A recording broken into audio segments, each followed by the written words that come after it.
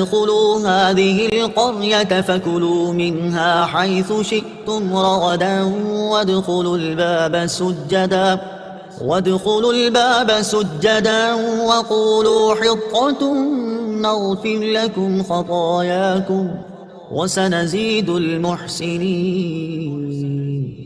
ترجمہ: اور جب ہم نے انہیں کہا کہ اس شہر میں داخل ہو جاؤ، پھر اس میں جہاں چاہو بے روک ٹوک کھاؤ، اور دروازے میں سجدہ کرتے داخل ہونا اور کہتے رہنا ہمارے گناہ معاف ہوں، ہم تمہاری خطائیں بخش دیں گے، اور ان قریب ہم نیکی کرنے والوں کو اور زیادہ عطا فرمائیں گے۔ وَإِذْ قُلْنَا ادْخُلُوا هَٰذِهِ الْقَرْيَةَ، اور جب ہم نے کہا اس شہر میں داخل ہو جاؤ، اس شہر سے بیت المقدس مراد ہے، یا اریحا جو بیت المقدس کے قریب ہے، جس میں امالکہ آباد تھے اور وہ اسے خالی کر گئے تھے، وہاں غلے میوے بکثرت تھے۔ اس بستی کے دروازے میں داخل ہونے کا فرمایا گیا، اور یہ دروازہ ان کے لیے کعبے کی طرح تھا، اور اس میں داخل ہونا اور اس کی طرف سجدہ کرنا گناہوں کی معافی کا سبب تھا۔ بنی اسرائیل کو حکم یہ تھا کہ دروازے میں سجدہ کرتے ہوئے داخل ہوں اور زبان سے حطۃ کہتے جائیں، یہ کلمہ استغفار تھا۔ انہوں نے دونوں حکموں کی مخالفت کی اور سجدہ کرتے ہوئے داخل ہونے کے بجائے سرینوں کے بل گھسٹتے ہوئے داخل ہوئے، اور توبہ و استغفار کا کلمہ پڑھنے کی بجائے مذاق کے طور پر حبۃ فی شعرہ کہنے لگے، جس کا معنی تھا بال میں دانا۔ اس مذاق اور نافرمانی کی سزا میں ان پر طاعون مسلط کیا گیا، جس سے ہزاروں اسرائیلی ہلاک ہو گئے۔ فبدل الذين ظلموا قولا غير الذي قيل لهم فأنزلنا على الذين ظلموا رجزا من السماء بما كانوا يفسقون۔ ترجمہ: پھر ان ظالموں نے جو ان سے کہا گیا تھا اسے ایک دوسری بات سے بدل دیا، تو ہم نے آسمان سے ان ظالموں پر عذاب نازل کر دیا کیونکہ یہ نافرمانی کرتے رہے تھے۔ فَأَنزَلْنَا عَلَى الَّذِينَ ظَلَمُوا رِجْزًا مِّنَ السَّمَاءِ، تو ہم نے آسمان سے ان ظالموں پر عذاب نازل کر دیا۔ تفسیر صراط الجنان میں ہے بنی اسرائیل پر طاعون کا عذاب مسلط کیا گیا، اور اس کی وجہ سے ایک ساعت میں ان کے 70,000 افراد ہلاک ہو گئے تھے۔ طاعون کے بارے میں 3 احادیث، یہاں طاعون کا ذکر ہوا، اس مناسبت سے طاعون سے متعلق 3 احادیث سماعت فرمائیے۔ نمبر 1، حضرت اسامہ رضی اللہ تعالی عنہ سے روایت ہے، حضور اقدس صلی اللہ تعالی علیہ وسلم نے ارشاد فرمایا، بے شک یہ طاعون ایک عذاب ہے جسے تم سے پہلے لوگوں پر مسلط کیا گیا تھا، لہٰذا جب کسی جگہ طاعون ہو اور تم وہاں موجود ہو تو تم طاعون سے بھاگ کر وہاں سے نہ نکلو، اور جب کسی جگہ طاعون ہو تو تم وہاں نہ جاؤ۔ نمبر 2، ایک اور روایت میں ہے، نبی اکرم صلی اللہ تعالی علیہ وسلم نے ارشاد فرمایا، طاعون پچھلی امتوں کے عذاب کا بقیہ ہے، جب تمہارے شہر میں طاعون واقع ہو تو وہاں سے نہ بھاگو، اور دوسرے شہر میں واقع ہو تو وہاں نہ جاؤ۔ نمبر 3، بخاری شریف کی حدیث ہے، ام المومنین حضرت عائشہ صدیقہ رضی اللہ تعالی عنہا فرماتی ہے، میں نے رسول اللہ صلی اللہ تعالی علیہ وسلم سے طاعون کے بارے میں عرض کی تو انہوں نے مجھے بتایا کہ طاعون ایک عذاب ہے، اللہ تعالیٰ جس پر چاہتا ہے یہ عذاب بھیج دیتا ہے، اور اللہ تعالیٰ نے اسے اہل ایمان کے لیے رحمت بنایا ہے۔ کوئی مومن ایسا نہیں جو طاعون میں پھنس جائے لیکن اپنے شہر ہی میں صبر سے ٹھہرا رہے اور یہ سمجھے کہ جو اللہ تعالیٰ نے لکھ دی ہے اس کے سوا کوئی تکلیف مجھے نہیں پہنچ سکتی، تو اسے شہید کے برابر ثواب ملے گا۔ وَإِذِ اسْتَسْقَىٰ مُوسَىٰ لِقَوْمِهِ فَقُلْنَا اضْرِب بِّعَصَاكَ الْحَجَرَ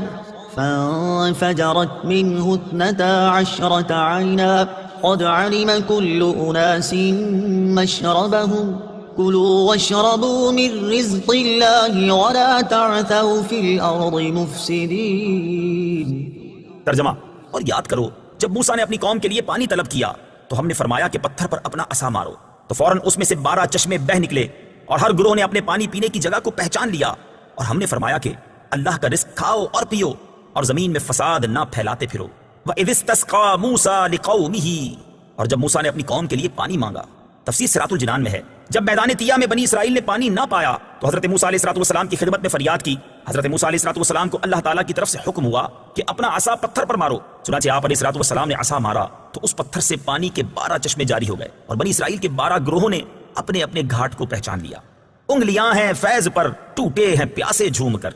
یہاں ایک نقطہ قابل ذکر ہے کہ پتھر سے چشمہ جاری کرنا حضرت موسیٰ علیہ السلام کا عظیم معجزہ تھا، جبکہ ہمارے آقا حضور سید المرسلین صلی اللہ تعالی علیہ وسلم نے اپنی مبارک انگلیوں سے پانی کے چشمے جاری فرمائے، اور یہ اس سے بھی بڑھ کر معجزہ تھا۔ حضرت شیخ عبدالحق محدث دہلوی رحمۃ اللہ تعالی علیہ فرماتے ہیں، حضرت موسیٰ علیہ السلام کا یہ معجزہ کہ وہ پتھر سے پانی رواں فرما دیتے اور پتھر سے چشمہ برآمد کرتے، تو ہمارے نبی صلی اللہ تعالی علیہ وآلہ وسلم نے اپنی انگشتہائے مبارک سے چشمہ جاری فرما دیا۔ پتھر تو زمین ہی کی جنس سے ہے اور اس سے چشمے بہا کرتے ہیں، لیکن اس کے برخلاف گوشت پوست سے پانی کا چشمہ جاری کرنا حد درجہ عظیم ہے۔ اعلیٰ حضرت امام احمد رضا خان علیہ رحمت الرحمن کیا خوب فرماتے ہیں، انگلیاں ہیں فیض پر، ٹوٹے ہیں پیاسے جھوم کر، ندیاں پنج آب رحمت کی ہیں جاری، واہ واہ۔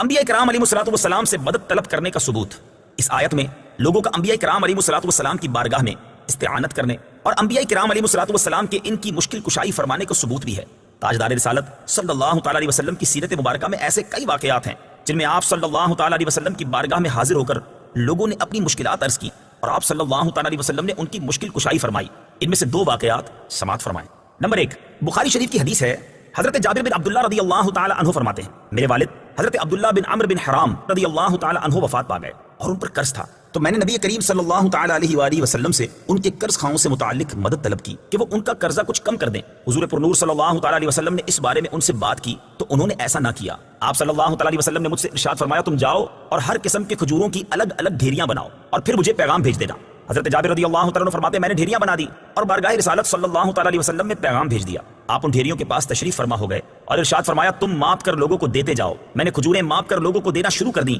یہاں تک کہ سب کا قرضہ اتر گیا اور میری کھجوریں ایسے لگ رہی تھیں جیسے ان میں سے ایک کھجور بھی کم نہیں ہوئی۔ بخاری شریف کی حدیث ہے، حضرت سالم بن ابی جعد رضی اللہ تعالی عنہ حضرت جابر بن عبداللہ رضی اللہ تعالی عنہ سے روایت کرتے ہیں کہ حدیبیہ کے دن لوگوں کو پیاس لگی اور نبی کریم صلی اللہ تعالی علیہ وآلہ وسلم کے سامنے چمڑے کا ایک تھیلا تھا جس میں موجود پانی سے وضو فرما رہے تھے۔ صحابہ کرام علیہ رضوان حضور پر نور صلی اللہ تعالی علیہ وسلم کے گرد ہلکا ڈال کر کھڑے ہو گئے تو آپ صلی اللہ تعالی علیہ وسلم نے ارشاد فرمایا، کیا بات ہے؟ صحابہ کرام رضی اللہ تعالی عنہم نے عرض کی، یا رسول اللہ صلی اللہ تعالی علیہ وسلم، ہمارے پاس پانی نہیں ہے جس سے ہم وضو کریں اور اسے پی سکیں، صرف وہی پانی ہے جو آپ کے سامنے موجود ہے۔ حضور اقدس صلی اللہ تعالی علیہ وسلم نے اپنا دست مبارک اس تھیلے میں رکھ دیا تو آپ صلی اللہ تعالی علیہ وسلم کی مبارک انگلیوں سے پانی چشموں کی طرح جوش مارنے لگا۔ پھر ہم نے پانی پیا اور وضو بھی کیا۔ حضرت سالم بن ابی جعد رضی اللہ تعالی عنہ نے حضرت جابر رضی اللہ تعالی عنہ سے پوچھا، آپ اس وقت کل کتنے آدمی تھے؟ آپ رضی اللہ تعالی عنہ نے فرمایا، اگر ہم 1,00,000 بھی ہوتے تو وہ پانی ہمیں کفایت کر جاتا، لیکن ہم اس وقت صرف 1500 تھے۔ انسانوں کے علاوہ حیوانات نے بھی اپنی تکالیف عرض کی تو حضور پر نور صلی اللہ تعالی علیہ وسلم نے ان کی تکالیف دور فرمائی،